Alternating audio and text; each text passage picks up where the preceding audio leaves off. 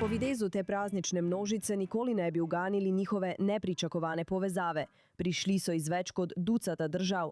Stotine udeležencev v Izraelu za pohod narodov. Očetje in detki so bili nacisti, bili so morilci in nikoli niso prosili za odpuščanje. Videli smo, da imamo kot potomci, kot otroci, vnuki, pravnuki odgovornost za to in želimo dati znak proti antisemitizmu in sovraštvu do Judov. Tukaj v Jeruzalemu se preteklost in sedanjost srečujeta na enem mestu. Preživeli holokausta, nekdanji izraelski tavci in potomci nacističnih storilcev, vsi v eni sobi v Izraelu, ne le da bi se soočili s preteklostjo, ampak morda ponudili most v prihodnost. Ta teden se ta most razteza čez Izrael, z marši, ki potekajo v več mestih od Aškelona do Hajfe. Mislim, da je dobro, da spoznajo judovske prijatelje v svoji skupnosti ali v Izraelu, obiščejo Izrael. Vem, da je to krivda mojih prapradetkov.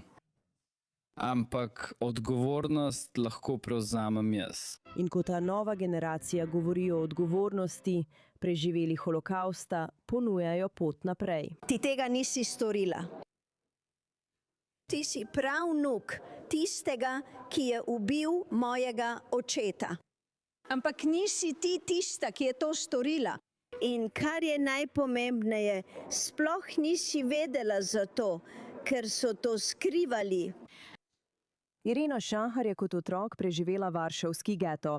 Leta si je prizadevala spregovoriti, saj antisemitizem in anticionizem po svetu naraščata. Celo oklevala sem, ali naj sploh stopim na nemška tla, a sem vseeno storila. To sem storila, ker mislim, da bi moralo po 80 letih obstajati neko mostišče med nami, preživelimi in potomci nacistov. Zdaj to upanje deli z novo generacijo preživelih, nekdanjimi izraelskimi talci.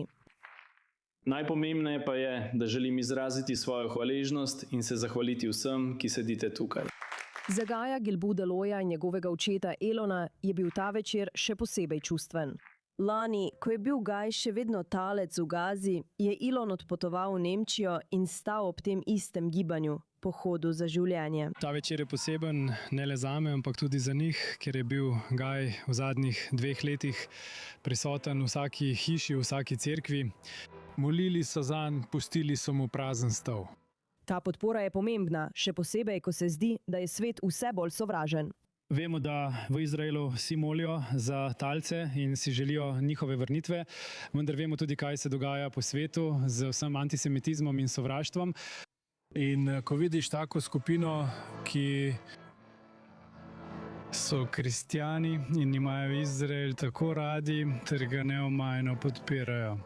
In njihove molitve, ter njihova globoka vera so me resnično ganile. Za pohod narodov je bilo to praznovanje preživetja, soočenje s podedovano bolečino in poskus, da bi spomin spremenili v dejanje. Ničesar ni mogoče primerjati s holokaustom, to, da kot ljudje lahko primerjamo občutke.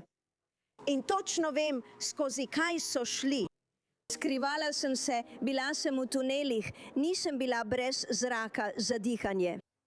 Bila sem, ampak to je bilo pred 80 leti.